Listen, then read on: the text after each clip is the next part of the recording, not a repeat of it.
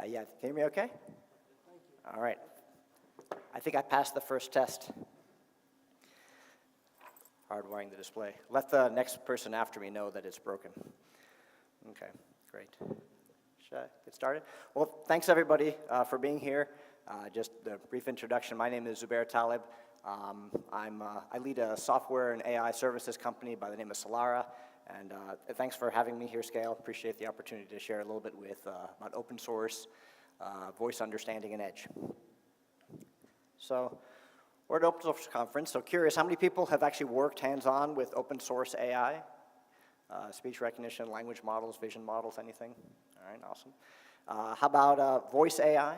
Any voice applications, voice assistants? Some, okay, great. And how about edge, embedded systems, any things of those natures? Raspberry Pis, Jetsons. Okay, awesome, great. Well, look, this talk, I wanted as many buzzwords as I can, so I got at least a few of them here.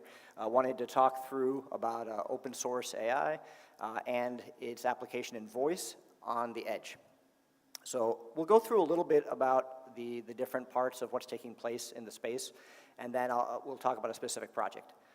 So, I mean, what's taking place in open source is really remarkable as it pertains to AI. I mean, I think everyone has seen big tech, particularly Meta, that's making huge investments in models like Llama. Chinese companies like Alibaba producing models like Qwen, Mistral out of France, and I'm sure everyone has caught the news about DeepSeek the last couple months, putting out incredible models of this type. So lots of activity from big tech and startups to compete with the closed labs. So I think this is one of the big things that's taking place. The other thing, clearly there's an ecosystem that's evolving around this, and I think Hugging Face is clearly at the lead of producing open source support for models. Tools like Ollama and LM Studio that make it easy for developers to work with. And then there's a lot taking place in the research community to be able to make these models work better in smaller capacity, distillation, quantization, low-rank adaptation, or LoRa, a mixture of experts, so a lot of different things that are taking place. So this confluence of, of capital going into startups and big tech, tooling, and so forth has led to a lot of progress in this area. For this particular case, from an edge computing perspective, we'll be talking about working with the NVIDIA Jetson, the Orin Nano, which is essentially it's a single GPU with multiple cores. It has about 16 gigs of memory, and in this case, used instead of a developer kit, used the Seed Studio recomputer, essentially a built, ready to go, fully assembled, ready to run AI models with. It already has 120 gigs of storage and peripheral connections and so forth, so easy to work with. Ready to go for this purpose. And then voice AI. So voice AI, there are a number of different aspects of voice AI. Voice understanding is the application we'll be talking about here. Basically the concept of summarizing and extracting insights. Everybody's used some sort of AI note taker in Zoom or Google Meets like Fireflies. Gong.io is a similar application for sales insights. Observe AI is one that works in call centers. The other big application, of course, is voice assistants and voice agents. So, of course, our Siri, Alexa are types. I did work on a drive-through assistant for fast food restaurants. Again, a voice agent and assistant that interactively does an activity. And really the last bucket is around voice transformation. So, like the Google Real-Time Translate or accent removal, companies like Sonus.ai and others that are doing real-time translation and or real-time, essentially, transformation, so listening and transforming. So why with voice AI at the edge? So there are an increasing number of applications, and because of the improvements in technology, that make interesting use cases for voice AI at the edge. Offline is the big one, of course, so you don't need the cloud, so working without internet in remote settings, or if there's low or not high quality internet. The other case that's come up is security, so where people don't want that information going up to the cloud, secure, not leaving the location, compliance, and otherwise. Cost efficiency, if you've got running something all day long, not having to use bandwidth or cloud compute, can run these in that kind of setting. Latency from the perspective of removing the round-trip delays to the cloud. And last is reliability. Again, if there's intermittent cloud failures or network outages or any of this sort, you have this, this device that can back up right there at the edge. So for the purposes of this this talk, we'll go through a specific use case, and I'll walk you through the project and basically some explanation, understanding of this. So the scenario that we'll be working through is essentially a retail pharmacy. The problem statement essentially is to capture the pharmacist and the customer's interactions and essentially convert that into some sort of understanding and summarization. Basically transcribing the dialogue, summarizing the key points, and generating key insights from it. The requirements for the project essentially are that it should be locally processed due to spotty or limited internet connection, privacy and compliance, and secure data handling and storage. So all the reasons that we want to work at the edge. And really what we're looking for here is accuracy and latency in terms of how to define success for this project. So this is essentially the use case. I just realized I don't know if my audio is hooked up here. I'm going to try to put this here like this. See if you can hear. Whoops.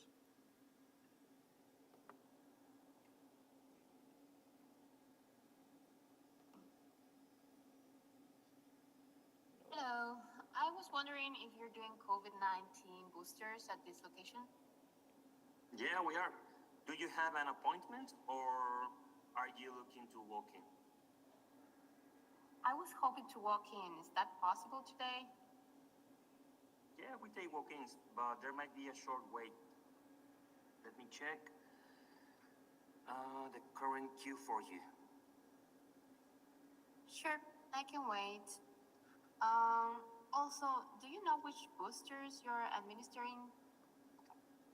We are currently offering the updated mRNA boosters. I'll confirm the exact brand when you are ready to fill out the consent form. Okay, great. Hope you're able to hear that. Basically just a simple conversation between two people and trying to capture that, and this is the kind of thing that we're looking at.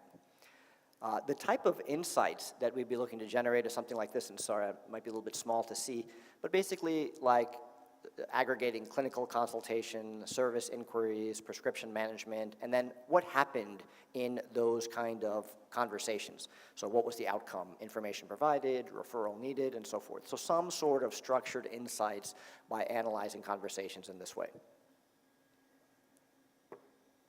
Okay. So what we'll cover, we'll go through the approach and architecture for sort of building with this. We'll go through an AI model evaluation, like how did we evaluate the models that were used. I'll do a quick demo on some of the results, and then we'll talk about some of the learnings and recommendations. And we'll stop for questions at the end. Okay, so even as it pertains to this approach, it was sort of defining the high-level architecture. Okay?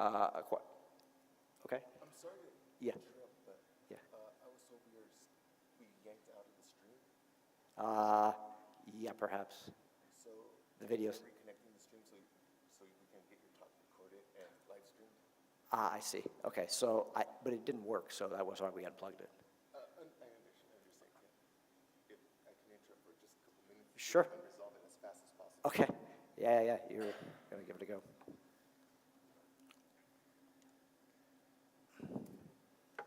There you go.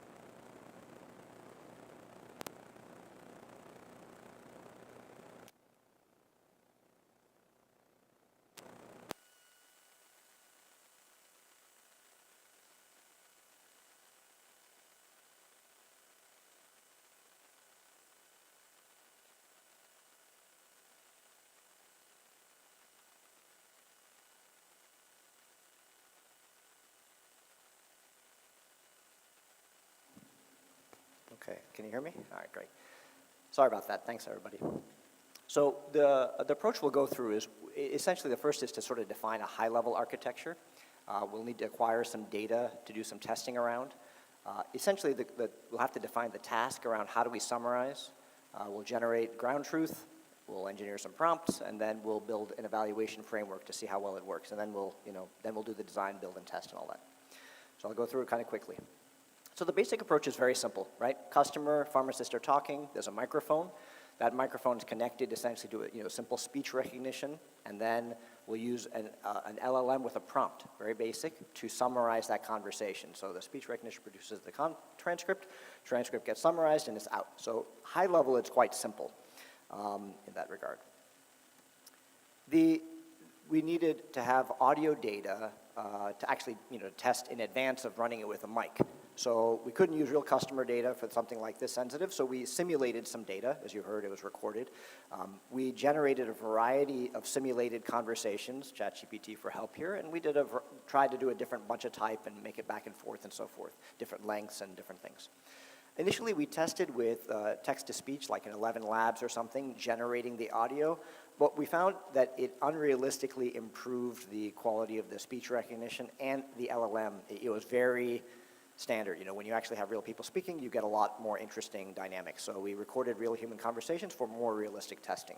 So that was the conversation you heard, for example. So once that transcript is produced, we need to produce a summary, and we need to know how well that summary is working. So the most obvious is just say, summarize this conversation, right, in ChatGPT or some sort of LLM like that. The problem, of course, is that it's hard to evaluate which summaries are well and how to extract meaningful insights. So the next attempt was make a single categorization, say categorize this conversation in one category. This didn't provide enough fidelity, so then we went to multiple topics, and then from there, structured attributes. So this is essentially where we ended up, something like, okay, break the conversation down into topics, and for those topics provide a target, a context, and a resolution. So something like this. It was a service inquiry about the COVID-19 booster. The context was service scheduling. The resolution was information provided, and maybe there's some other facts. And really, the type and the resolution maybe are the main pieces, and you've got all this other at next level of detail. Now, JSON would be a natural way to produce this. You have conversation and JSON out, but the smaller models struggle to reason over multiple tasks. So in the end, we went with a very simple textual-based, and we were looking mainly to capture the language understanding, not to test the multiple tasks in this way. So that's what ended up for the format. So with that format, essentially then we needed to generate a ground truth, some objective data to evaluate against. So the transcriptions needed to be updated, even though we produced the transcript and then someone, they read it. We needed to correct it for all the small variations and things like that take place when people speak. We then also needed to provide this structured summary. So for each conversation, we had then a set of audio, a ground truth transcript, and a summarized conversation summary that looked something like this, right? Had one or multiple topics and so forth. So that then gave us essentially our ground truth data to be able to evaluate off of. Then what we started working on is the summarization and how we'd actually produce the summary. So with a conversation, we started let's just try again to produce that kind of output that we wanted. And essentially we started iterating to see how well that would work. We started expanding to see with multiple conversations and multiple cloud edge models to see how well we could get that prompt working just through that experimentation. And through the course of that, we ended up having to, beef out a prompt, add different rules, for example, like when should you split a topic, how should you decide to create a new topic. We ended up adding a controlled vocabulary for at least some of the attributes like the type and the resolution, all of this to sort of help in the inferencing. And the approach, it's a simplistic approach, but it's a helpful one to think about is you can actually use the LLMs itself to help you in this development process. So think of it, you start with the simplest prompt that you have, take a conversation and say, execute this prompt with this conversation. You'll get an output. Then we say, okay, take that output, and this is the expected output. What should the prompt be? So essentially what you do, you can try something like this. You say, this prompt should summarize this conversation and achieve this output. The current result is this output. Based on this comparison, make me a recommendation for a new prompt. And so you can essentially use the LLM to essentially prompt engineer your prompt, and it's LLMs all the way down. It's always fun. So it becomes a way at least to sort of work through this. Okay, so then with that summarization in place, the next thing is to sort of build an evaluation framework. So here you can see, you have a predicted summary, something like this, 2 topics, and you have the ground truth, and we essentially need to then evaluate how well did the summary that we predicted work against the ground truth and try to get some sort of scoring as a way to evaluate the models. So in this case, for example, you can see cough treatment and cough medicine, we can call those the same in this context, but ready for pickup and information provided are not the same. So we're not necessarily looking for exact match, maybe. This we're looking for language understanding and just to see if we get the things that we care about.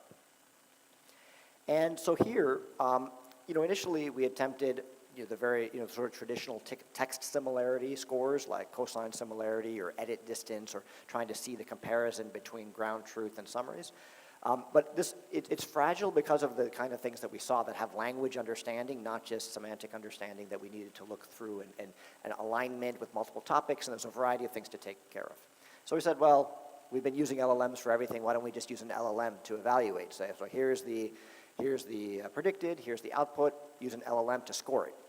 And this gives you some good information, but directionally became difficult, and we found it to be unpredictable. Even with elaborate prompting and rules, we spent quite a bit of time. So in the end, we ended up using a custom approach that essentially a hybrid that would do some topic alignment, and then we use LLM to understand meaning of different topics, and then we would implement sort of the traditional precision recall F1 scoring, which these are the methods for classification numbers.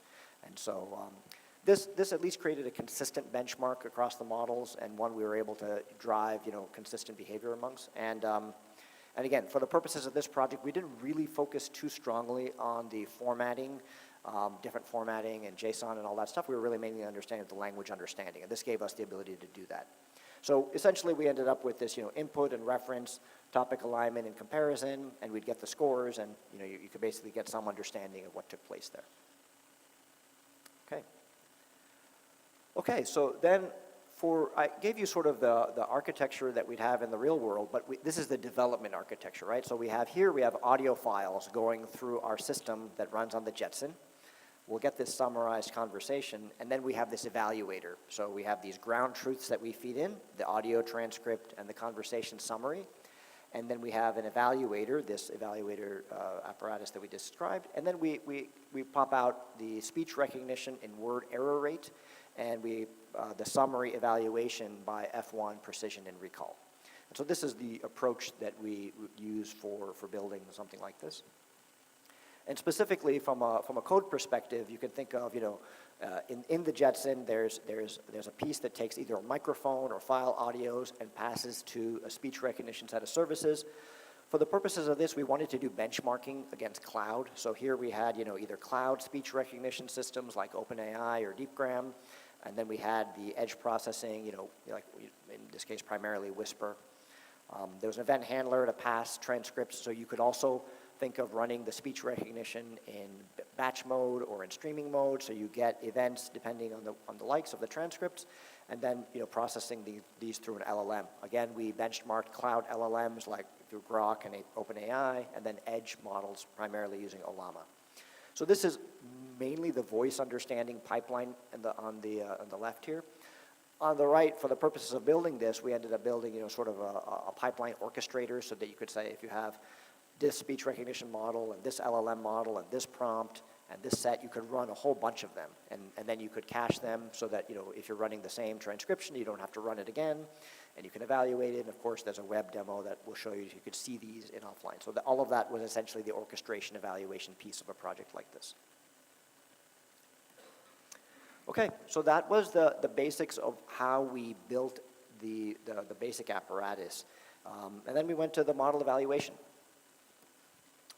So for speech recognition, we primarily focused on Whisper models. We spent a little bit of time with Conformer CTC, NVIDIA's model, but primarily spent time with Whisper. They're easy to use, and there's a variety to choose from, and so we spent time just looking at that, and mainly on the LLMs is where we spent the time. So here you can see that the Whisper Tiny and Whisper Base, these are the size of the models that Whisper has. They run at essentially, these are the word error rates, so the base model is better than the Whisper model.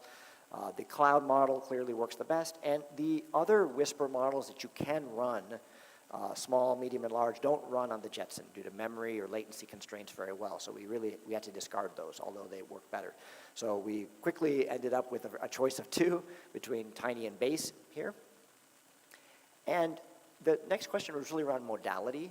And there's really two ways to run these. The typical way, if you have an audio file and you want to transcribe it, is you do it in batch mode. You just submit the audio file, you transcribe it, which works reasonably well.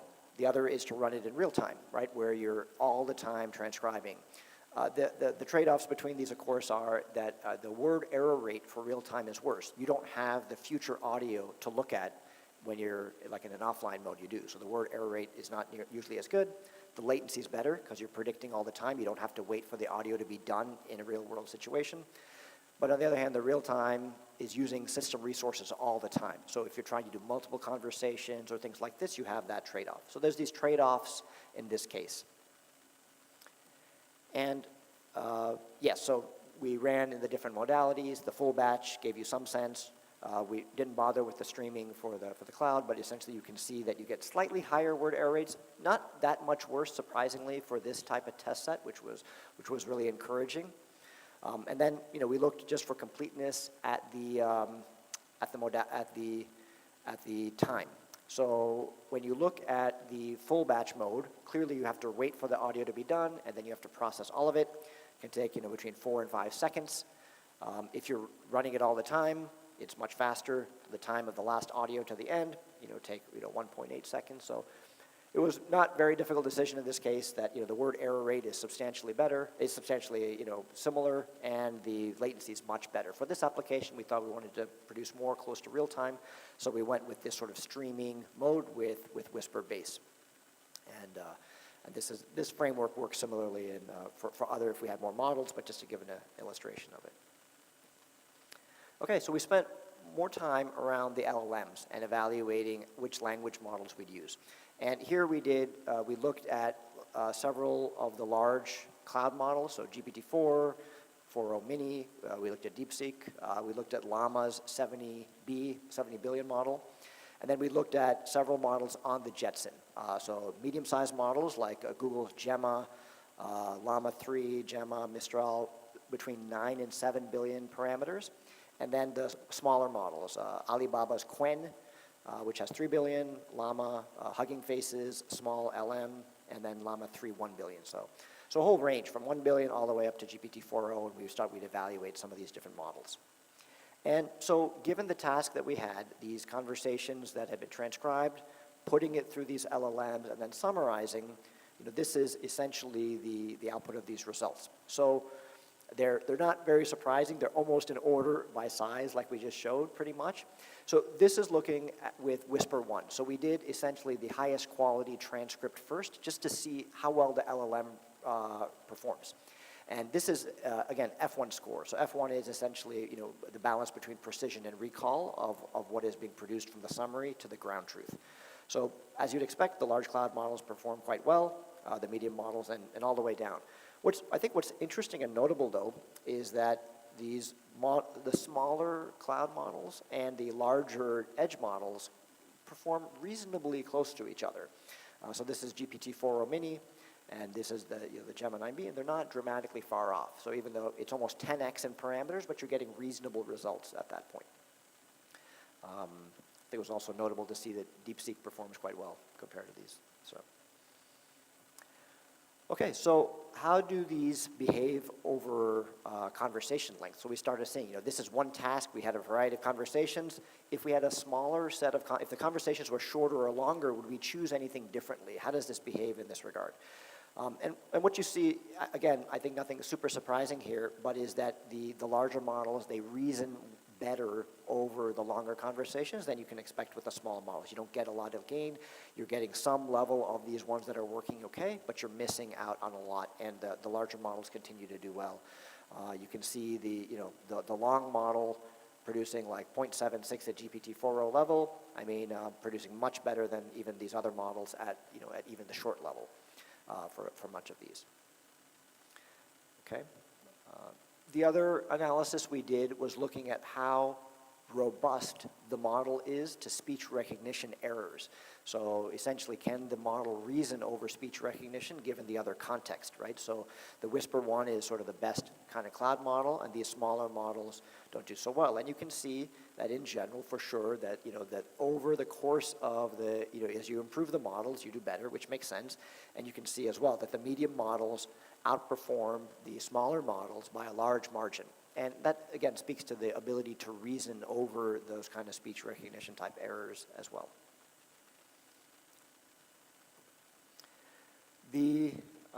This is a look at the accuracy versus conversation duration again, right? So and these are all Jetson models. So this is just the Jetson, and this is looking with Whisper base. So this is actually real world sort of situation. We're running on the Jetson with the Whisper base model and with these Jetson LLM models, and you get, again, some sense how well these work. The medium-sized models, the 7B, 9Bs, they maintain the conversation ability over the longer conversations much better than clearly the shorter ones. Almost a 3x type behavior at the end, looking at F1 score, so take it directionally. Okay, so that is about the accuracy. So how do these perform from a latency perspective? So, because essentially, if we're looking at real time, clearly you'd expect some differences in this. And sure enough, it's the opposite, right? The small models are faster than the big models, as you'd expect. So the Hugging Face, which is advertised as a very fast model, is indeed fast. Average of 4 seconds over all the conversations, 2 seconds for the small ones, 5 seconds for the long one, and they go up. But you can see that the larger models take quite a bit of time. For the short conversations, maybe 6 seconds isn't too bad. For the long conversations, it's quite long, and on average. There was an interesting outlier here was the Llama 1B models. They're very fast from a tokens per second perspective, but they produce a bunch of garbage tokens, and so that they end up taking longer that way. So it's a fast but not very helpful model in that way. So but this gives you at least a sense realistically of what you're going to get from this, and just as a benchmark, you can see how fast the cloud models are from an inference perspective. They're quite fast. So these LLMs take a lot of horsepower to run, is the bottom line.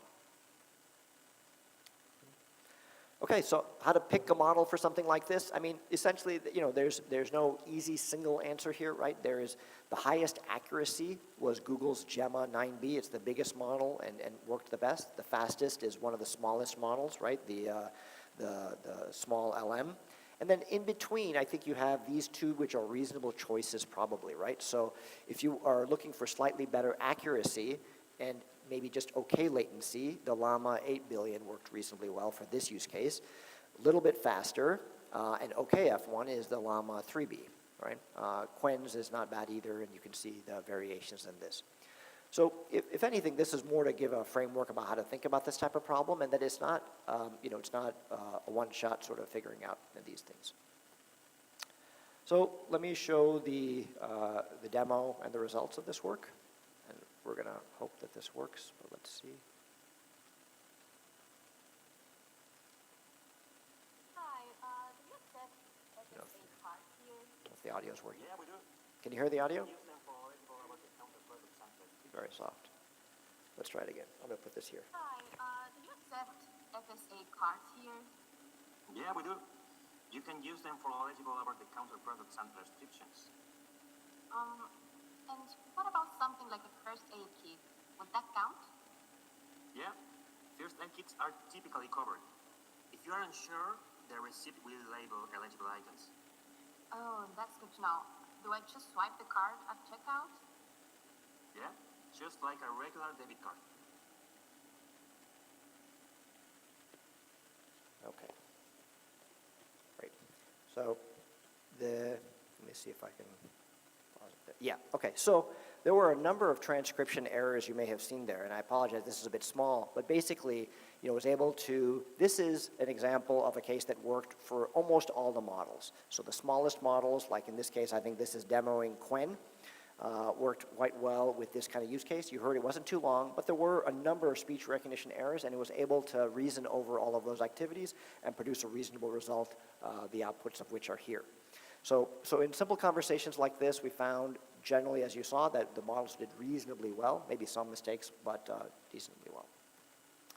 However, and I won't show another video, but for many cases, the medium models were able to do much better than the small models. So here's a conversation, and I put the exact transcript that came out, and it said, so like a suppressant with a very complicated drug can help for a dry cough. If it's productive, look for one.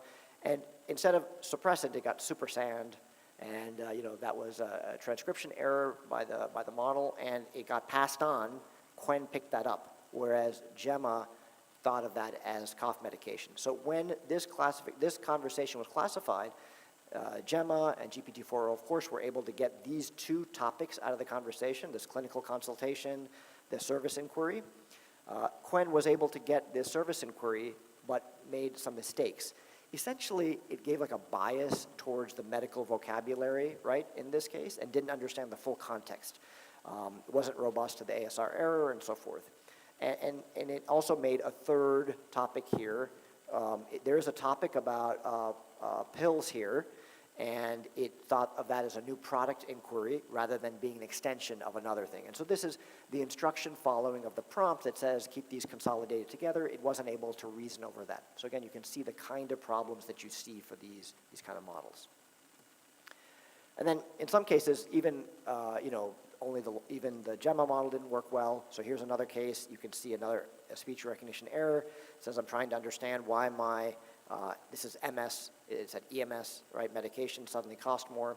So again, GPT-4o did a great job, was able to get this payment information insurance. Gemma failed to connect the fact that there was a discussion about price to the payment. It just thought it was about the drugs. It didn't really recognize this being about payments. Again, medical vocabulary bias, and it failed to understand the full context. And again, it also struggled with the longer conversation to follow instructions and separate it into a second topic.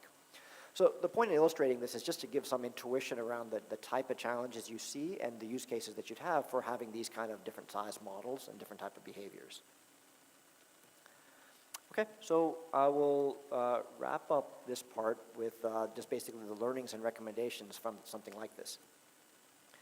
So I think the challenges, there are a number, right? So still, to do this well at the edge is challenging, right? Running high quality speech recognition with low latency is hard at the edge for the reasons that we discussed. The complex language is hard, maybe even harder than the speech recognition. These models are very hungry. They take a lot of power to run. And it's very hard to get near real-time performance at the trade-offs, depending on what you're looking at. And I didn't really do too much on this, but throughput is also challenging because they consume tremendous amount of system resources. If you wanted to run an edge device and have several mics running or things like this, it becomes even harder because really tapping out the resources for just the one task that we're doing. But there are a number of areas where even with what we had works okay, and you can make even better. So first is, if you're working in the real world, you definitely want to give yourself the best chance to succeed. So better audio quality, right? Better quality audio, better mics, and then using array mics and things of this nature to improve speech recognition. Other is keyword boosting, custom vocabulary, and fine tuning. So you can fine tune a speech recognition model, something like a conformer CTC or other models, with your exact domain, exact type of audio, and really drive down the behavior, the word error rate. We could have explored other models for sure. We explored a very few cents. The other is, different type of modalities. We spoke about the real-time and the full batch, but you can do some hybrid where you do some small batch type of processing that may be not as fast, but also gives better recognition rates. And the other is to balance when you use real-time versus offline. So maybe having a very small task for looking for urgent matters that are real-time, and then maybe doing offline summarization for things that are less urgent. So maybe having specific tasks and running the processes differently depending on what's needed real-time, making the task easier, and then running something offline. For language understanding, I think there's a lot of possibility, a lot of headroom here. So I think the work that we did was general. We could have done the prompt engineering for a specific model. Pick one model and then just completely optimize for that model and make sure that it works well for that, as opposed to a general prompt and then evaluating the models. The other thing is to fine-tune the model for a specific data set. So running a training loop around, say, hey, we've got this training set of data, this set of conversations, these are the kind of summaries that we want. This can be done with actual fine-tuning, or it can be done with like dynamic prompting, where we say, here are some examples of what we want to have happen in this kind of edge cases. So essentially teaching the model to behave better for the cases that we know. So more effort in the model behavior, right? Similarly, tuning the model to be more robust to speech recognition errors, rather than just providing clean text in, providing messy text in, so that it can get better and understand the domain and get smarter about those.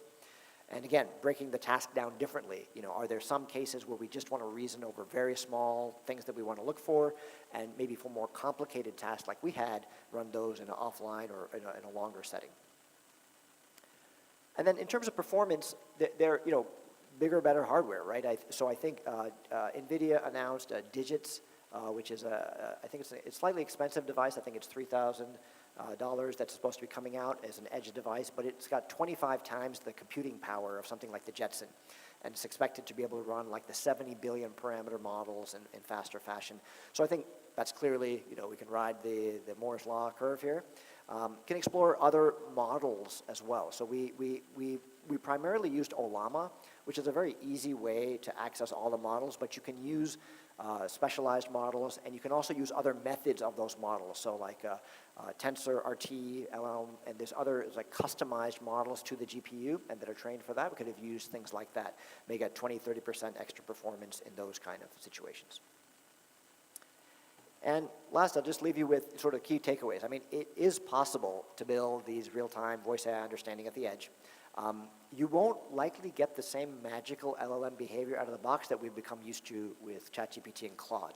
There's much more sort of work to be done to get this, and maybe appropriate to the task, at least today, where we sit with the hardware today and the models that we sit today.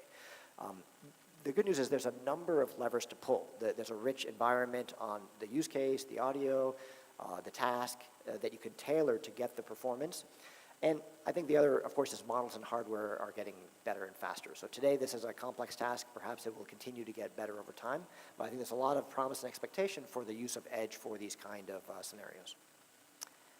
And that's what I'll leave you with. Thank you.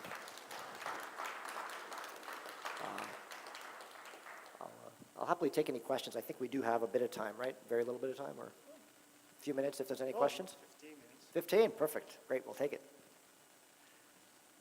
Hi, thanks for your insight. This is actually wonderful. We're doing similar projects, so I actually have a few questions. So you mentioned that you have been involved with drive-through, I guess, order taking AIs. Automating the drive-through, voice assistants at the drive-through, Yeah, right? so two questions. The first one, I was reading some reports, I think it was McDonald's that had a project, maybe it was working with IBM Watson, but was a total failure. So I don't know if you knew any insight on that. You can comment on that. Yeah. Question one. And Yeah, then- it's a really hard problem. So I mean, McDonald's bought a technology and then spun that technology back out, and that technology now has, you know, it's a little outdated. But the problems there are numerous. Both the speech, you know, it's a wild environment, lots of noise, so speech recognition issues, the language issues, matching to the menu dependencies, and then all sorts of things like this. So it's a complex problem. The state of the art is working quite well, but it's still not perfect technology for that. The edge cases are huge.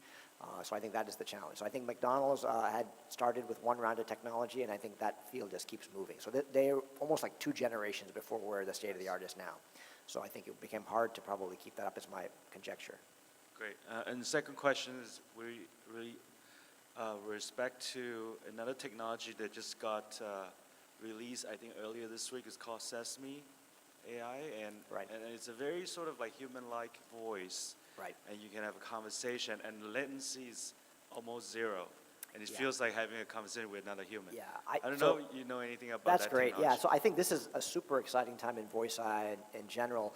The typical model of speech recognition to natural language understanding and text-to-speech is being brought together in what was originally called spoken language models. So they're training right from audio, so you can pick out the intonation, you can pick out many things and have more natural language behavior. So right to the language model, going from audio and predicting those vectors and not having a discrete modal in between. So I think that that is a very promising trend. And if you use even your real-time AI on ChatGPT, if you use that voice, has those kind of behaviors. So I think that is a very active area of research that is super promising, exciting. Not yet working well at the edge, but definitely I think it's promising for the future of more natural agents. Yeah, great question.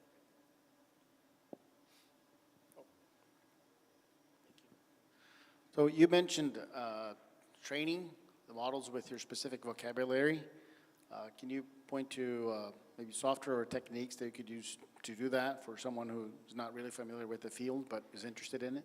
Yeah, for the language models, there's a couple different ways. I think the most straightforward way to start is just with prompt engineering like this, right? Is adding examples into the prompt. So you can think of this as like static examples to say, hey, this case didn't work well, think about this case, and you can add more and more and make a more and more elaborate prompt. So that's the most basic way to train the model, quote unquote. Second way is then to give dynamic examples. So based on what I'm seeing in the conversation that I've seen or something like this, can I go ahead and maybe fetch a few examples that are relevant? So you can think of if I have thousands of examples, maybe I can pull a few examples at that time and prompt the model dynamically with a handful of models. So you've heard of RAG and all of these things. You can embed the conversation, find a similar conversation or set of conversations, yank a few of those, and then give the model that. So that's like a dynamic prompting. So again, maybe it's a dynamic training. And the third is actually where you have a train test and you will fine tune, and that will require a little bit of the data science pipeline where you'd provide that kind of input data and you'd train and try to change the final layer of that model, the fine-tuned model. Many of the cloud models have it very easy to do. At the edge, you need to run it clearly in a place where you'd produce those weights. So that's maybe the most technical. But the other two are, I think, quite successful and work quite well. I'd recommend around, if that helps. Okay. And on that, thank you, by the way. And on that topic of fine-tuning, did you do anything with fine-tuning the models themselves? Maybe doing this tuning of the model with like a derived model on a llama, for example, or some other sort of fine-tuning? So did we, in this case, or? In this case, we didn't, but certainly, yeah, for other projects, we have had to do that. I think at the edge, I think it makes a lot of sense because you have a limited size parameter model that you can work with, and so fine-tuning, if you've got a case that you're going to run for a long time, I think it does make a lot of sense. In the cloud cases, the models are improving so fast, we haven't seen as many advantages these days in fine-tuning in the cloud. You can do well with these other architectures and then just ride the advantages of the models that are due. So I think, yeah, we have done it in other cases. In this case, I hadn't done it, but yes, for sure you can. Yeah. Other questions? Can Whisper distinguish between different speakers? Diarization. So there are some modules that have some like diarization like this that'll add on to something like this. Whisper by default does not have that, I believe. So yeah, so I think you need to, and then I think there are some other models like Conformer CTC at the edge that you can add that diarization to where it'll distinguish and try to tell you who's speaking and not. Hi, I had a question regarding on voice input. As you were saying that there's the crux of the question that's the prompt that's being asked, and then there's also the emotional aspect of things of, the cadence, the anger, happiness, whatever. How is that data then sort of multi-threaded and then divided amongst where it needs to go? Where or when does that occur? Oh, great question. So the question was about how does the emotion and other aspects of the audio make its way into the model for something like this. So to be crystal clear, in cases like this, in most cases, speech recognition is not taking account for any of that. It's purely taking the audio, transcribing it into text, and not accounting for those typically. I think the question that came up earlier was about, I'd say, some of this newer generation of models where they are embedded together. So they take audio as an input, and internally, the speech recognition takes place along with the language model. They take place together in a spoken language type method. So this system didn't use anything like that, and typically most systems we use today don't use that. I'd say it's relatively new that these later models are accounting for that and that are behaving much better for this. So, but the way they happen is internal to a model. You typically, we don't have ways easily right now where we separate those out, but the models are jointly trained. So you have audio input, and then the output is trained, and then there's maybe a layer in between in the model that'll account for some of these sort of vectors, if you want to think of it, about emotion and likes, and then those are trained further on. So at least today, I don't know of any that separate those out and then use those in any intelligent way. And I was also thinking in terms of that may, the more that evolves, it may then be able to sort of jump over that sort of humor aspect of things, which has such difficulty of understanding sarcasm and things Right. of that nature, and that's sort of the paradigm where they're having such a difficult time discerning between when somebody says something and then they say it with an inflection, it means something completely different. 100%. Yeah, I think this is a super promising area, and I think what, the idea of separating out speech into text and maybe trying to get those other pieces and then put it into a model is too fragile. And so this much smarter way, and the way that at least currently is being innovated around, is where it's training all of those together, right? So it's pulling those out, keeping that vector internally, all of that data, and then trying to reason over those pieces with the language. So I think, I agree with you. I think it's a very promising aspect. I think it might be a while before we see them at these edge models because they're much bigger and they have much more data around it, but I think there's a lot of progress in this. So I have even seen some, I haven't explored them myself, where some models claim to do that at smaller open source, but even I haven't tried them yet, so it's a great question. Any more questions? If not, thank you, Zubair. Great, thank you. Look forward to connecting and spending time with you. Appreciate the time.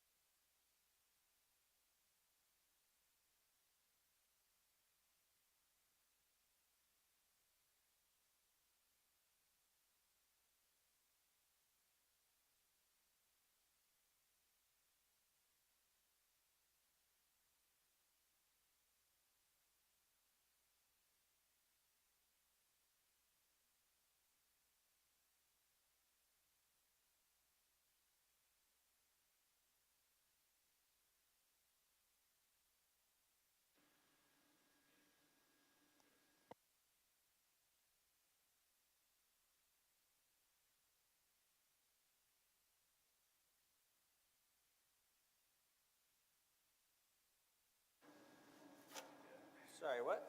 I'm the speaker.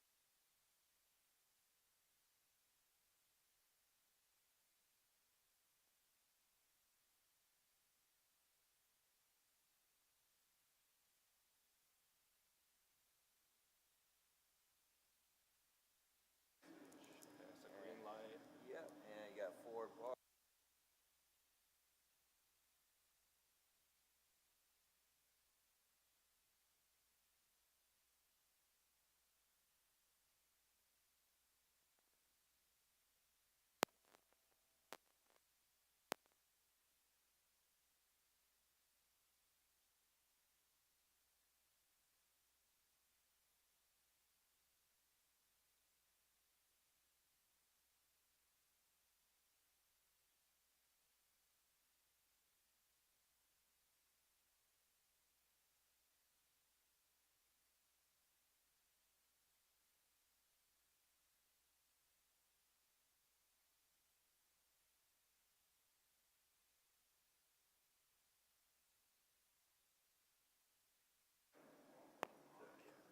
Test, test.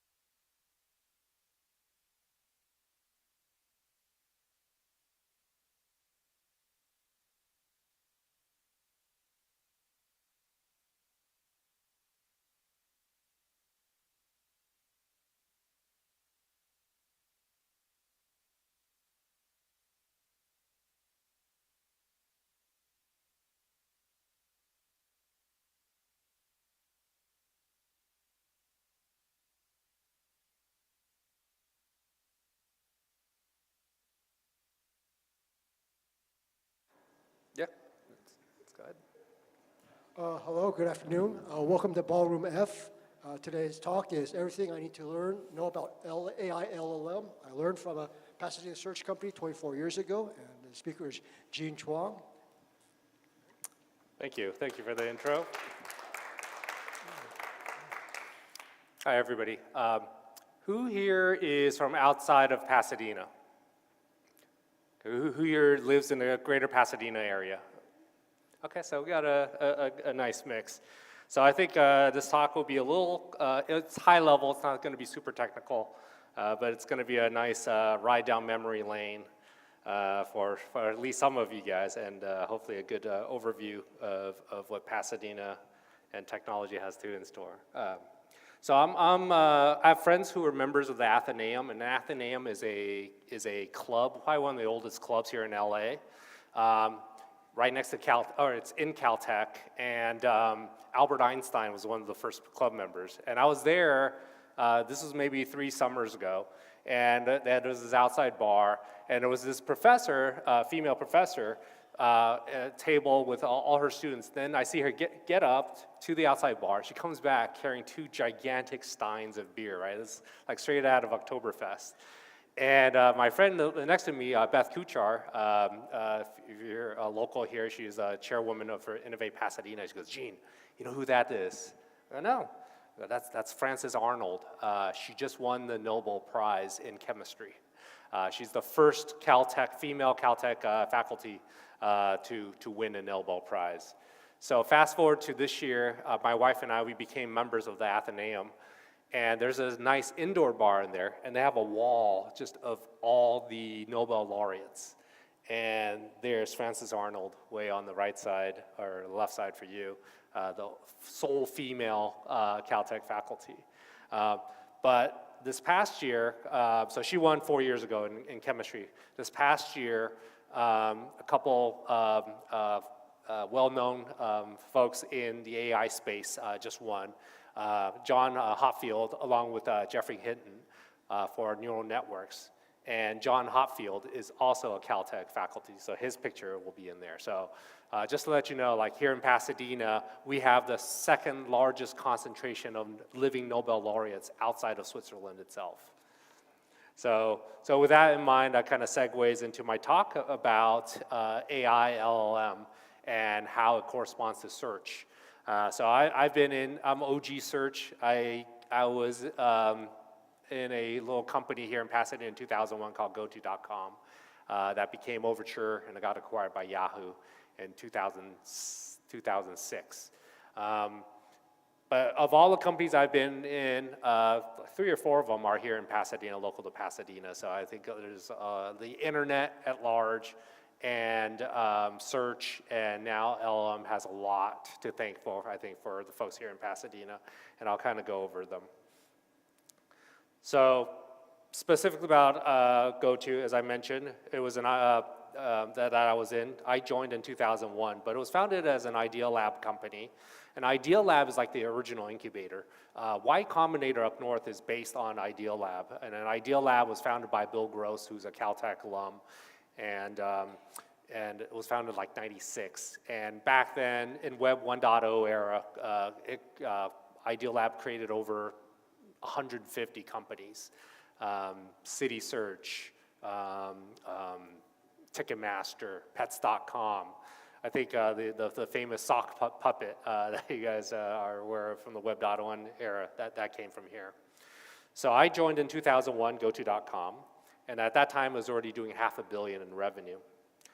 We became Overture in 2002, and we became a pure sponsor search company. Before we were a portal. Back in the Web 1.0 era, there was all sorts of portals. Yahoo was a portal, AOL had a portal, so forth. So was GoTo. So we became just pure sponsor search, and we were acquired by Yahoo in 2004 for $1.7 billion. At the end of that year, we were already doing $2 billion in revenue. They moved us to Burbank in 2005, so I was commuting from here to Burbank. So Google AdWords was a blatant copy of the Overture, and they launched in 2002. It took them only 2 years. They were doing $2 billion in revenue by 2004. So Project Panama was launched by Yahoo in 2005. It was a rewrite of the Overture search engine. And so believe it or not, Overture, in our peak, we were doing 2 billion searches a day, serving 2 billion search results a day. It was written in Mod Perl.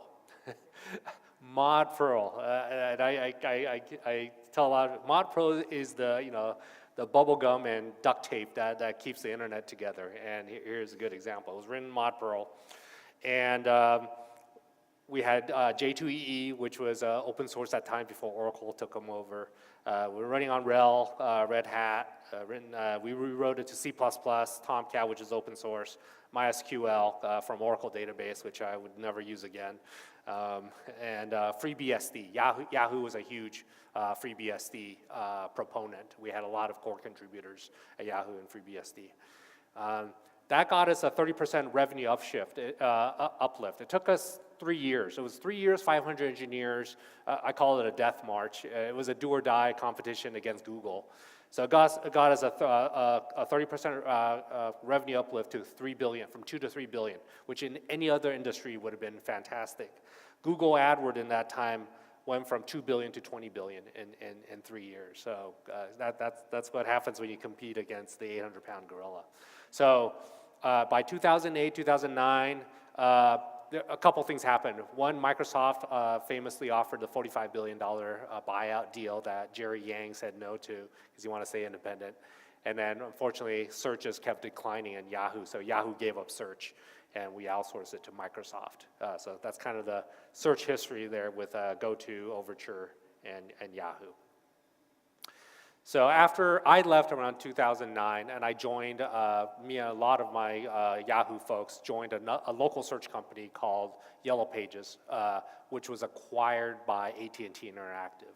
So in 09 or 2010, I had a chance to visit AT&T Labs in Morristown, New Jersey, and AT&T Labs, or the old Bell Labs, is like the original incubator, right? The transistor, black hole theory, geosynchronous satellites were all invented there. So I say this because I visited Shannon Labs, which is the picture of, and so Claude Shannon basically is the creator of information theory, and that is the basis in which then information retrieval comes from.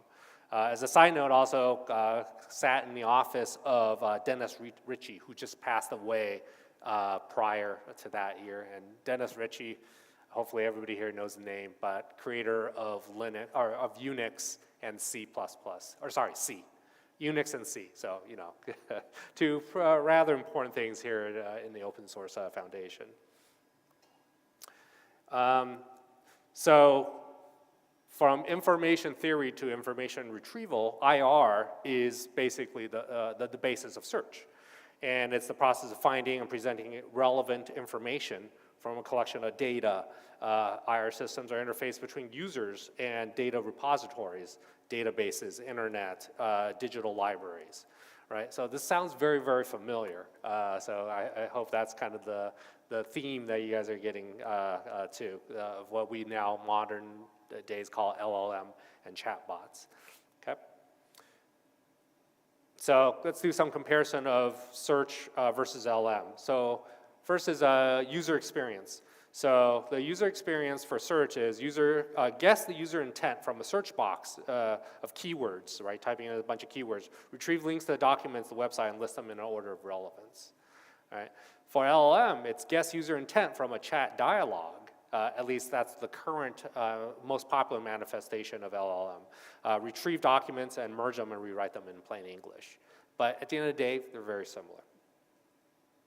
Algorithms. So back then, we were doing naive Bayes, k-nearest neighbor clustering, cosine similarity, SVMs, Markov, NLP for different types of matches. And the hardware of choice was CPUs. Fast forward to now, you know, we went through, talked about deep neural network and the Nobel Prize that was just awarded there. The famous Google Transformer paper back in, I think it was like 2018, that revolutionized modern AI. RAG, which is just a fancy term for search. Search augmenting it with LLM. Vectors and embeddings, another popular thing now, but I think it's just rewarding. We had vector databases and columnar databases back in the days as well. And the big difference with hardware is we use GPUs now, thanks to NVIDIA and Jensen Huang. And in terms of technology comparison, back then we used a lot of both open source as well as proprietary off-the-shelf software. Nutch, Lucene. I had the opportunity to work with the creators of Nutch, Lucene, and Hadoop at Yahoo, Doug Cutting. Doug Cutting was hired by Yahoo in 2005. Mahout was probably one of the OG machine learning libraries that if you guys did machine learning back in the days, you used. Everybody knew how to do R. Back then, R was a language of choice. Before, I think software engineers took over and go, all right, let's shift you guys to Python. Python, at least, is a little bit more maintainable in production and scalable versus, you know, hand-spun R algorithms. Like I said, we use Oracle, unfortunately. Who here has heard of Berkeley DB? Raise your hands. Yeah, we were big user of Berkeley. That was Sleepy Cat Berkeley DB. Big users of that. I mentioned ModPerl and regex. I think at the end of the day, it's just pattern matching, right? Whether it's information retrieval or LLM, pattern matching. What's the best pattern matching tool out there, and still is? Regex. Nowadays, or more recently, we've done, you know, PyTorch, Pandas, TensorFlow. NVIDIA has their own TensorRT. Amazon has recognized for image rec. And then we also have commercial big data warehouses like Snowflake, open source like Spark, DataStax, Pinecone, open source vector, and open source open weight LLM like Llama 3. Okay, ingestion and transformation, very similar. Back then, we're crawling an entire public website and generating index for information retrieval. Nowadays, still crawling both public website as well as you could do private LLMs, so private data repository, and then generating large language models, multi-level graphs weighted by probability for answering. Okay, It's size always matters. Back then, it was comparing the Google, Yahoo, Microsoft wars were comparing the size of index or number of pages crawled. Right, Google crawled 20 billion, Bing crawled 18 billion. Nowadays, you hear about LLMs as the size of the language models. Right, the bigger the better. And of course, that's all help facilitated by GPU, floating point, parallel floating point processors. Hit and miss. So back in the days, it's precision and recall, and this is a very famous Venn diagram of precision, explaining basically what precision and recall is. And precision and recall is just basically the percentage of retrieved document that is accurate versus total available document within your system. So if you have a precision miss, right, it's just a search failure. Nowadays in LLM, it's called hallucination, right? So there's a whole marketing and a VC effort to humanize LLMs, and they call it, reasoning and hallucinations. But it's the same technical terms that we were very acclimated to back in the days. Agentic is the huge buzzword these days. I call it just cron jobs. That's what we had back in the days, right? And I'm sure most of you guys still use cron jobs back in the days, right? Your secret sauce is in your Etsy cron tab, right? And it looks like that. Run something hourly, and of course you always put a random number at the beginning, so you don't have everything start at the 0th hour and clog up your CPU computation. And now it's called agentic, and VCs could justify 10, 100x valuation just by changing the name. I had an old architect at AT&T Interactive YP. His name is John Straw, and he's your typical curmudgeon architect. And one of his favorite sayings is, those who don't use crontab are destined to reinvent it. Can LLM reason? Well, Jan LeCun, the chief scientist at Meta, thinks that AI is dumber than cats. So do a Google for that. It's a nice paper he wrote out about a year ago. He softened up his stance a little bit, but I think that's probably because Zuckerberg is telling him, hey, we're investing a lot, writing a lot into LLMs. However, at the same time, Jan is still a big proponent of Meta AI. And one good thing I think that Facebook has come out, and we could say all the horrible things about Facebook and social media, but one good thing that's coming out of Facebook and Meta is that the Meta AI is open weight. And I think I'll go a little bit more into that, but Jan is a big proponent of open weight LLMs. Can LLM reason? Well, there was an Apple paper that was published less than a year ago, so understanding the limitations of mathematical reasonings in large language models, and the conclusion was no. Terence Tao, who is many considers the greatest living mathematician right now, and a UCLA professor, basically says OpenAI 01 is a mediocre and competent research assistant. It does not reason. It is not a source of knowledge it is not a source of knowledge or ideas, but really a useful glue. And I think that point, glue, is important. It is a very useful, powerful glue, and I'll go to that a little later. Okay, so it says, yeah, we need, humans and AI will always complement each other. I love this meme, right? Especially if you're in the data field. There's no AI, it's just somebody else's data, right? There is no code generator. It's just somebody else's Stack Overflow. Another good meme I enjoy, right? When you're working in the field of data, bad data is the bane, right, of existence. So here you have you have crap in data. It's plus machine learning. It's crap. Crap data plus artificial intelligence is sparkly crap. Craft data plus generative AI is unicorn crap. And craft data with agentic AI is little turdlets.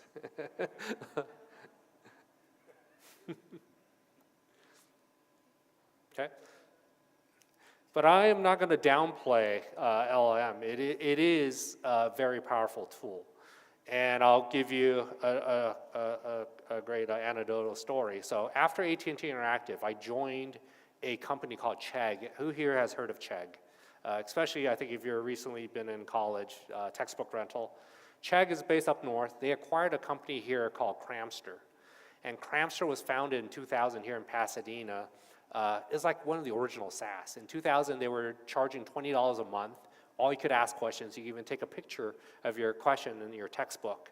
And we had about 100 subject experts in India that answered your question in 5 minutes or less. It could be from basic math to quantum mechanics, multi-step solutions, 5 minutes or less. So when I joined Chegg, I ran the Cramster office. They just acquired Cramster. So my job was to integrate Cramster into Chegg, which took a year. Cramster was written in .NET, unfortunately. Chegg at that time was written in PHP, which was also quite unfortunate at that time. We decided to throw both away, and we at that time, Groovy on Grails was pretty fun. Who here has used Groovy on Grails? Yeah, fine. Bad decision now, but back then it was pretty cool.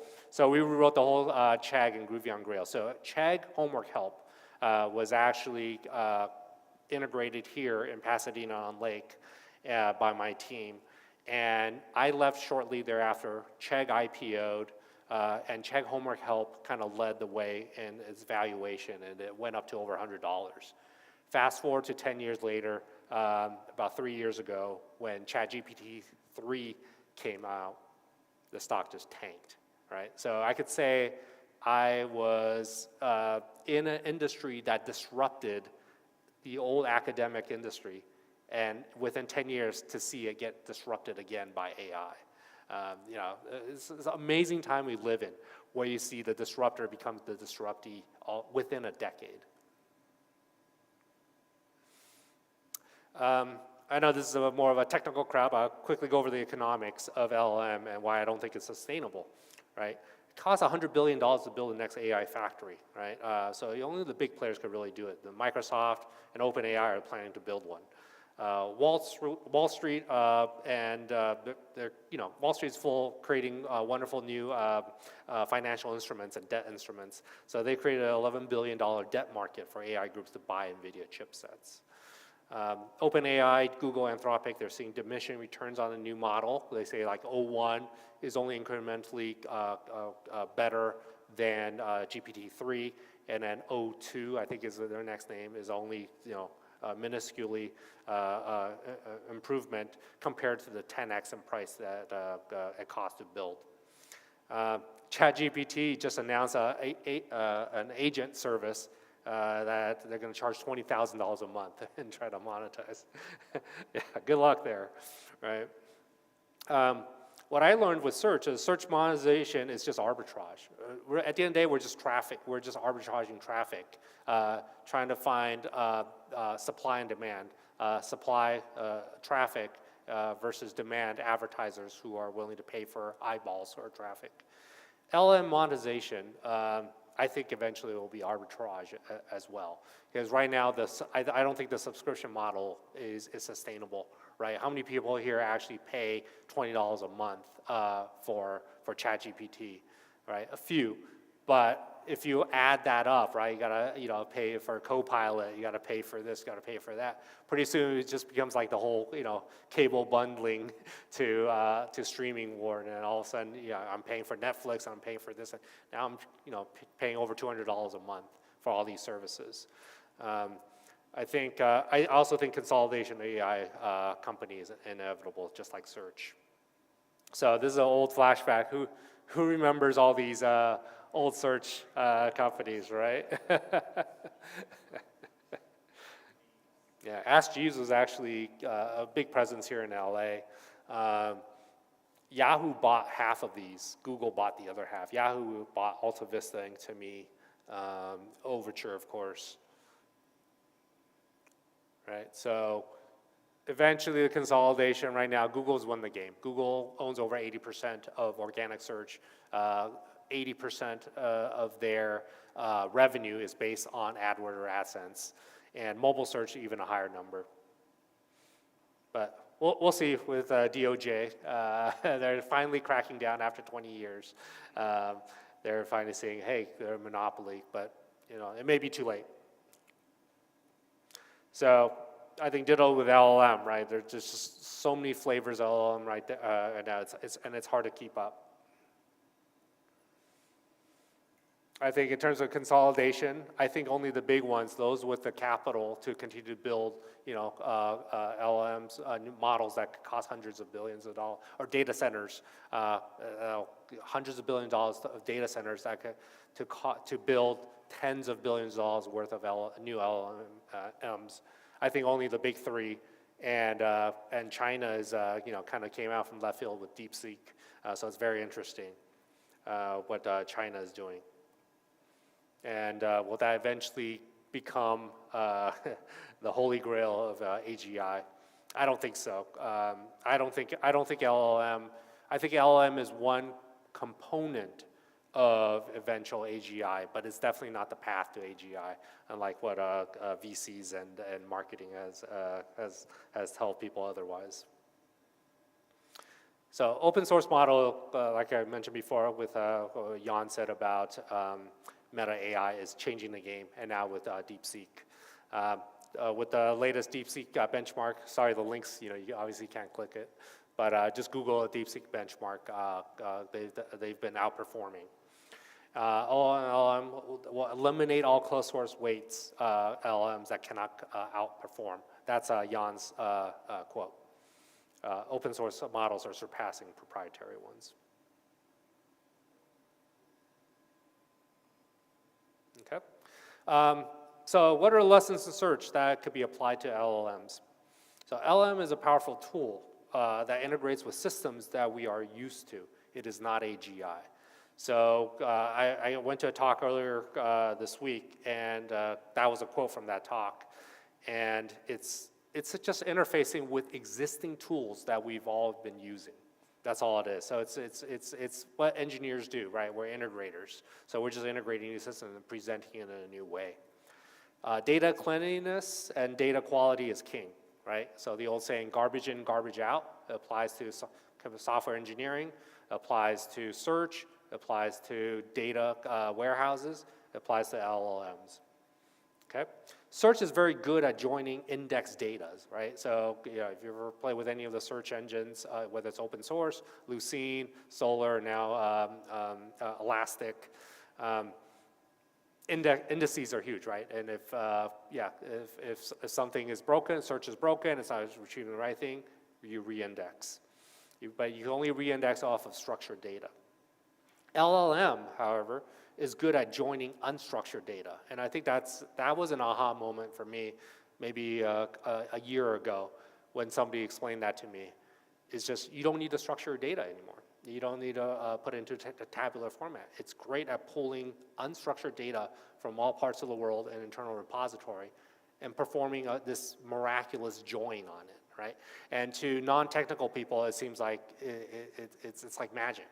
Right, but it's just the join. It's just joining what seems to be unrelated data together through correlations, through statistical correlations, and representing it as human thought, original human thought, or original human language. But at the end of the day, it's not original. It's still existing data, just joined together in a different manner. And as I mentioned with regex, it's just pattern matching and data interpolation. LLMs cannot extrapolate. If LLMs could extrapolate, it could predict the stock market, right? we should all be sitting at home and not working anymore if we could build an LLM that could predict the stock market. So it cannot extrapolate. It can't predict the weather. It can't predict the stock market. It can't even predict a pretty basic system right now. At least there's not enough computation power to do it. So maybe if we increase the computation power, I'll also talk about simulation later on, increase the simulation capacity. It may be able to do better with prediction. So to me, at the end of the day, agentic AI is just a cron job, plus awk, pipe to SED, pipe to regX, plus a popular GPU cluster. I know I'll keep you command line folks happy, but that to me is what it, it's a little bit of window dressing, but really nothing much has changed. Okay, so what's next for AI? I think multimodal LLM is the next killer app. And I wrote this 6 months ago, I actually presented it 6 months ago. Now we're already seeing multimodal. And by multimodal, I mean not just text chat. So voice chat has become, the latency for voice chat has decreased drastically. Who's seen a demo of Sesame? Yeah, incredible. Go to sesame.com. The voice-to-voice latency now of Sesame, voice to go to text, to go to LLM, back to text, back to voice, over the web, because you don't have to download anything on Sesame. It's about 200 milliseconds. It's incredible. So again, it's something that almost seems like magic. Many people think it is magic, but it's just technology and computation power and high bandwidth interconnect. Spatial intelligence. This is a relatively new term, but it's thinking beyond LLMs, which really think about LLMs. It is a one-dimensional stream of patterns that you feed into a model, and then you retrieve out new patterns from your model. Well, a lot of folks think to talk about AI, you gotta think multi-dimensional, you gotta think spatial. And robotics is on the cutting edge. And even Jensen Huang says, with NVIDIA, investing a lot in robotics. My son, he's in our high school robotics team. They just had a rollout this weekend. And they built it's like a $12,000 robot. My son's head of CAD for the team. We got a CNC machine. We got 3D printers at our school. So our school is pretty well funded. And it's also sponsored by JPL and Boeing. And they're building stuff. There's computer vision. They're doing deep neural network. And they're doing all this in high school, right? What were we doing in high school compared to what the resources that kids have these days? So I think it's great that you have kids that are exposed to spatial intelligence already that will lead the way to AI robotics. Who has heard of Fei-Fei Li? Fei-Fei Li is considered one of the godmothers of AI. And she actually did her PhD here at Caltech. Who here has heard of ImageNet? Right, ImageNet is the basis of computer vision, of modern computer vision. So Fei-Fei Li created ImageNet. But before that, while she was at Caltech, she created a 100-node ImageNet. Because, back in Caltech, and this is back in I think it was early 2000s, right? Computation power is nowhere near it is today. So Caltech 101, it was named after a course that she was a postdoc in. Caltech 101 is the original ImageNet. And so if you Google for Caltech 101, you could see the paper that Fei-Fei wrote. And so she now has a startup called Worlds Lab. I think she raised about 200 million. Also talking about spatial intelligence and talking about how, perception. She also, if you read her book, she talks about the human eyes is the closest thing to artificial intelligence.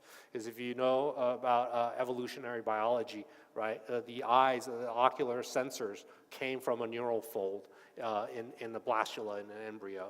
And so it's basically part of your brain. And so I think that her thesis, the next step in artificial intelligence, is to be able to connect what the human eyes see and processes with the brain. Simulation.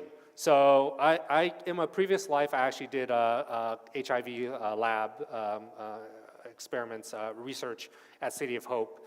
And the famous term is in vitro, or something that you can experiment in a petri dish.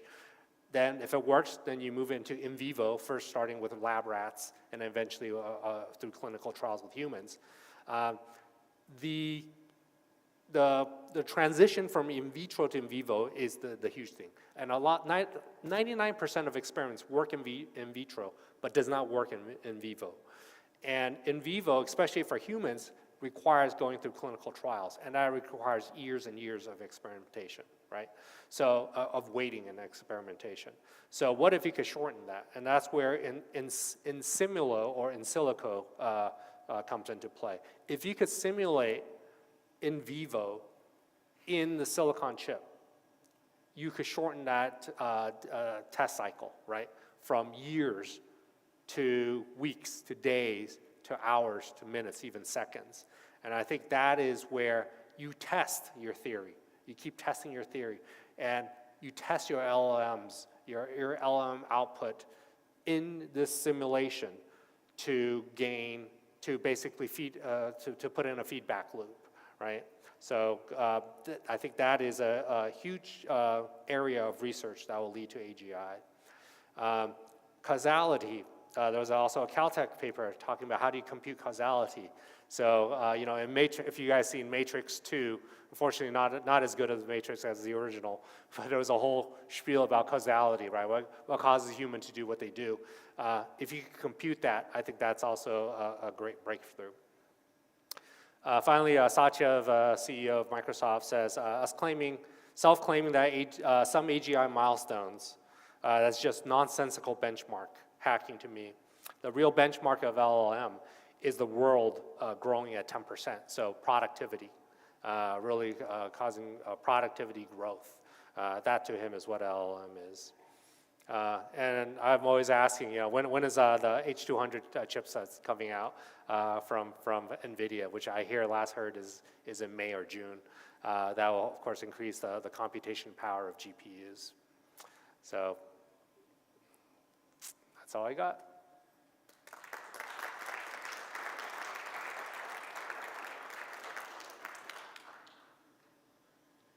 Questions? I know this is the last talk, and we got the keynote, so I'm just holding you guys from keynote and home.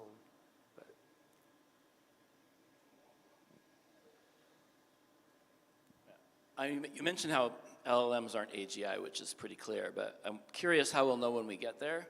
Like, I mean, it seems like you were holding up as a standard that it couldn't accurately predict the weather or the stock market, which we can't really do either. So is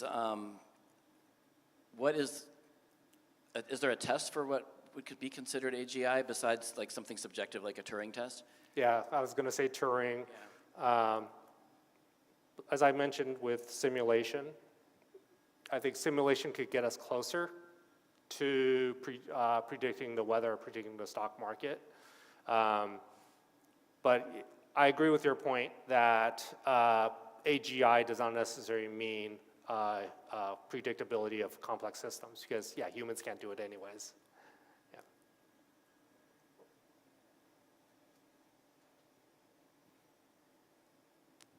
A couple of things.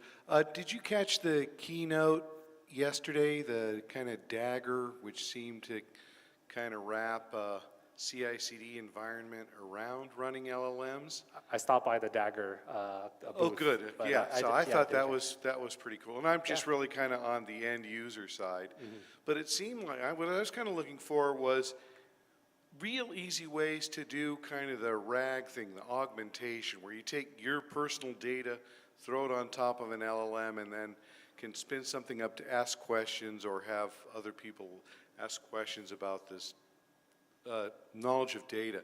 But kind of what I was getting at with or one other interesting thing, it seems like the DeepSeek approach, they were able to just kind of with alternative approaches be able to create a model for at a much lower cost. Do you think that's real, or is it like a cold fusion thing, or? 2 points, both really good. Your first point on RAG, kind of creating your personal LLM, that's actually parallels what search, one of the holy grails of search is to create a personalized search experience. And personalized search experience is all about context. If you have context, you could guess user intent much better. Ditto with LLMs. So whether it's through RAG, whether it's through having a personalized retrained LLM that's based on your context, that'll provide a better experience. And then to your second point, sorry, what was your second? DeepSeek. Alternative approach is reducing the cost of doing the training for my personal. So there was a lot of hype that came with DeepSeek. That, oh, they built a new LLM, a new model in less than $10 million. So all that is BS, right? They rode on shoulders of giants, just like all research does, right? They rode on shoulders of giants. They used open source LLMs. They used Meta AI. They reverse engineered ChatGPT's 01. And so I think their secret sauce is they were able to compress their model from billion nodes to like a few hundred million nodes, sub 100. So it's more about compression. And if you think about it, LLM at the end of the day, it is a form of compression. It's being able to compress the world's data into a much smaller model that you could do input and output on. But good question.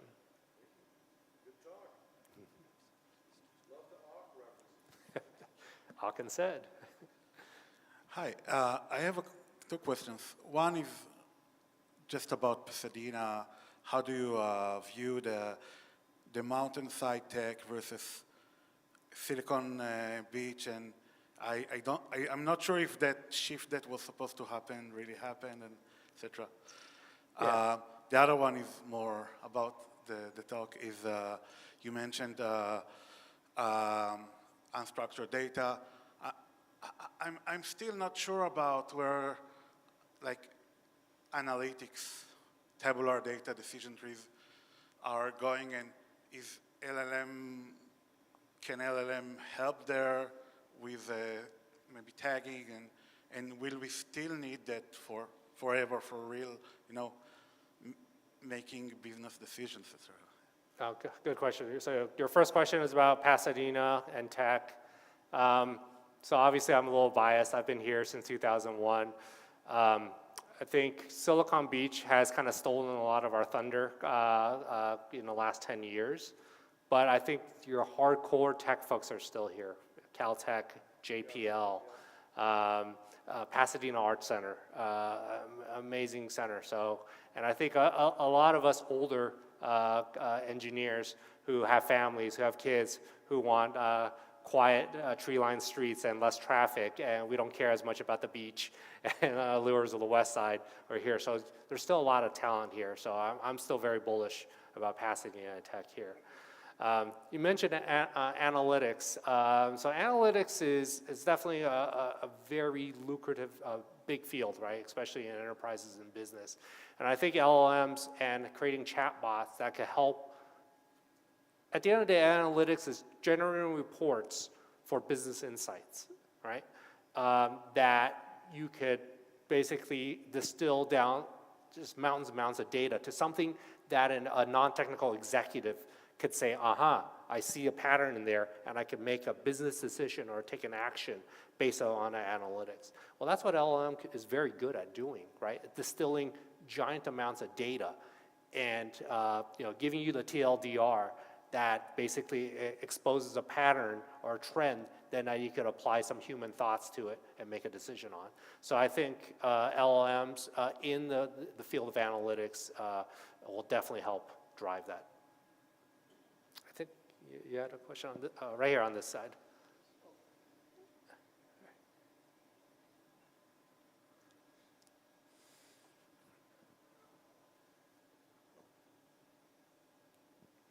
I'm wondering, are there any lessons pertaining to kind of security threats in the classical search space or in classical adversarial ML that you think are relevant to the kind of LLMs of today? Because this kind of shift from structured data to unstructured data, where instructions and data kind of get all mixed up, and the stakes are much higher compared to, say, classical search engine optimization versus prompt injection against your LLM, which can now take independent actions as an agentic system. Just curious if you have any thoughts about how we deal with security in this new paradigm. Security is definitely super important here. Yeah, even more so with LLMs. Yeah, so actually you bring up a good point. It's like, what is the SQL injection analog of LLM? How can you, and actually I've seen that where they call it like poisoning LLMs, where people actually poison or train an LLM to come up with fake news, fake data, or fake results as a result. So I guess they call it LLM poisoning. But I think at the end of the day, security applying to search, applying to data warehouses, is the same thing applied to LLMs. You basically have to have engineers. Your scientists and your engineers and your trainers think security first. So it's the whole premise of shift left. Don't leave security to the InfoSec folks at the end, trying to lock up a really crappy or insecure system. You got to think security from the get-go. So whether it's access, encryption, you know, all the things that you do to secure your software, to secure your current data sources, you have to do the same with LLM. I don't have the answer. I'm not a security expert, but I think the security experts that do the same thing right now with software and do the same thing with data sources, they have to be similarly applied with the same rigor to LLMs. I guess with like traditional kind of databases, there's say like parameterized queries to clearly separate your instruction and data, but then when it comes to prompt injection, there's kind of no clear way to delineate the data and instructions. So I guess like with that in mind, do you think that the security limitations of LLMs will kind of prevent them from being useful for any real world purposes just because of the kind of probabilistic chance of failure, especially in kind of high stakes settings? I think there's enough money invested in LLMs where people will come up with solutions. I think they have to, right? To your point, they have to. Otherwise, you can't trust it. So I don't have the answers, but I think somebody does, smarter than me does. Or maybe Cho here does.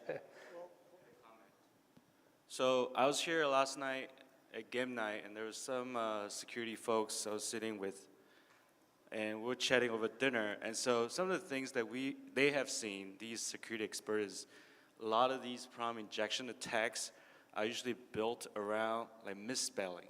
For some reason, when you have whatever input from the user and some words are misspelled a certain way, those tend not to get caught.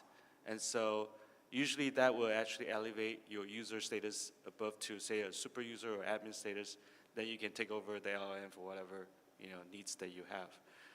And so I think there are people like red teaming this all the time. So they're finding out ways, and obviously different models have different vulnerabilities. And so I think it will take a lot of resources and also good effort upfront to make sure these models are secure before they get released to the public. We got time for one more, I think I saw a question. I think and then I'll be outside. We could talk to me if you have a follow-up you want to ask. Okay, hi. I was just kind of wondering if you could elaborate more on what you meant by human eyes being the next step for AI. Talk about human. Human eyes being the next step for AI. Well, it's so I have a biochemistry background. Went through. There's a term called phylogeny recapitulates. I forgot. My biochemistry background is like over 25 years ago. But if you look at evolution of human biology, the eyes is the very first things that form out of the neural network of the brain, right? So people are when they talk about the human brain and AI, a lot forget about the eye. And so Fei tackled AI first through ImageNet, right? And because I've read a paper where they say that a human eye can recognize an image and actually post recollection, whether it's like facial recognition, I could recognize your face, before even making a round trip to the brain, meaning there's maybe even some thinking going on within the eyeball itself. So I think what the eye is, it's literally a window to the world, to the real world. And AI by itself, LLMs, just feeding through text stream base is not enough. I think the information you want to process from real world input, looking from images, looking for videos, I think that is a closer step to AGI. Okay, so thanks everybody for the talk and being for a great audience. I'll be outside if you guys want to ask any more.